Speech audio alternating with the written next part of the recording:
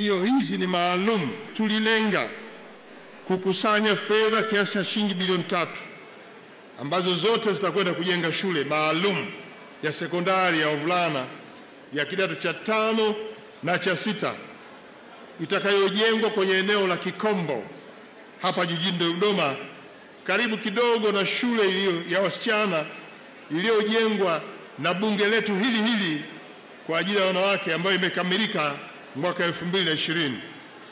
Kwa hiyo kupitia mbio hizi tunaamini jamii kwa kuliunga mkono bunge, malengo haya yatafikiwa, na kwa mchango yenu inakwenda kuleta maendeleo kwenye sekta ya elimu.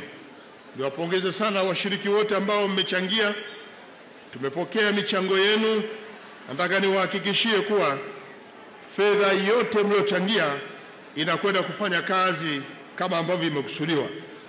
Mbio hizi za nusu marathon zimetoa fursa kwa wananchi wa hapa Dodoma kushirikiana na wawakilishi wenzao kukamilisha malengo ya bunge kwenye mbio hizi.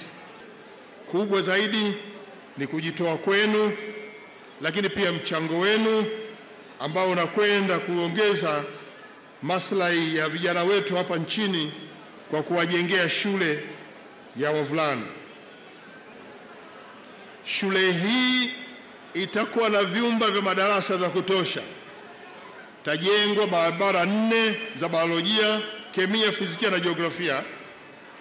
Shule hii pia itakuwa na mabweni ambayo yatalaza wavulana wote wanaokadiriwa kuwa 300. Lakini itakuwa na maktaba mzuri ya kisasa. Tunajenga bwalo kubwa la chakula. Tutajenga pia nyumba za walimu pamoja na viwanja vya michezo.